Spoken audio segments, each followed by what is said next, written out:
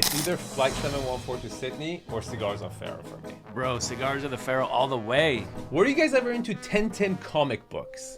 I review and critique mobile homes, normally luxury homes, but it's a special edition. I tell you 3 things I like about it, 3 things I don't like about it in a short 3-minute video, so you can binge watch them right after each other. And in today's episode, we're covering 6'2" Paradise Cove in Malibu, 1 bedroom, 1 bath, 900 square foot, listed for $1,625,000. Now, before I tell you 3 things I love about this mobile home, you should know that the content of this video is purely my personal opinion, educational entertainment purposes only, and I don't guarantee the accuracy of information, especially in this one, or on all of them, but I don't know much about mobile homes. We're doing this for shits and giggles. Okay, the 3rd thing I love the most about this property is the wraparound backyard terrace and the front porch. Ooh, Harry, yeah. this is your dream ultimate California indoor-outdoor mobile home living. All day. I mean, that's the flow you're looking for.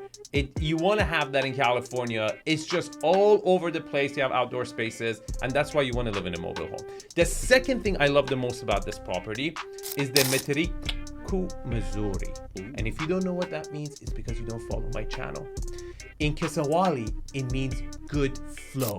You see, if you're gonna get a double wide, okay, you want these sides to be connected with each other, not closed off. That's what all a double wide is all about. That's why you're getting a double wide. And here, from the freaking draft to the kitchen, from the zebra prints under this coffee table to the reading room, it's open.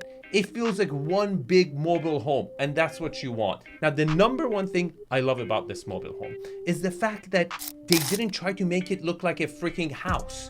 They went with its strength. It's a mobile home. Make it exciting. Don't try to be a house. If someone wanted a house, would go buy a house. They want a mobile home. Give them something exciting. I feel like this is from one of the chapters of Tintin and Congo. It's just really feels that, you know, safari vibe. It has a theme. It's interesting. It's not like the other one. I did another mobile home video for you guys. Very industrial looking. That's not why you want to be in a mobile home. You want to have a theme. Okay, 3 things I don't like about this mobile home. What does ZipSmart have to say about this mobile home? Harry, you see the home price, you see the mobile prices going up. Yeah. This is actually for home prices. I don't know if it applies to mobile homes. It's going up. Well, we're forecasting it for them to come down. And you know, the days on the market is going up. We have all the indicators showing it, but it's not giving you a recommendation. And for that, we're launching 3.0 because it gives you a recommendation or an opinion, you can think of it.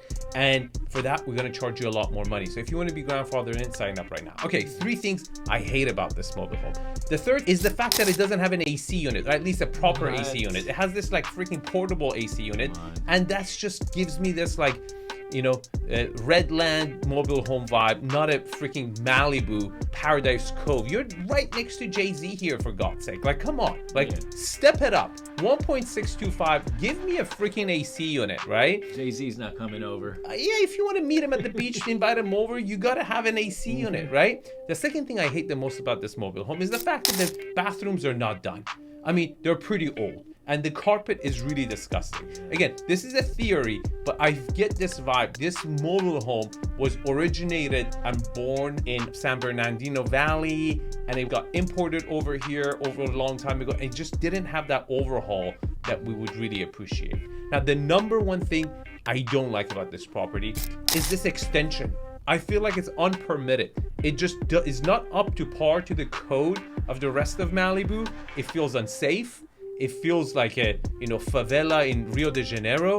It's not giving me that luxury vibe. At least if you were gonna go like, you know, earthy, you should have decored it, gone it, you know, maybe some bamboo sticks, continue with the freaking safari vibe. It's just not cutting it. Now, if you like this video, you'll probably like my other videos as well. Feel free to check them out and visit ZipSmart and tell me if you like me to review other weird properties once a week to kind of spice things up, a little comedy, a little fun.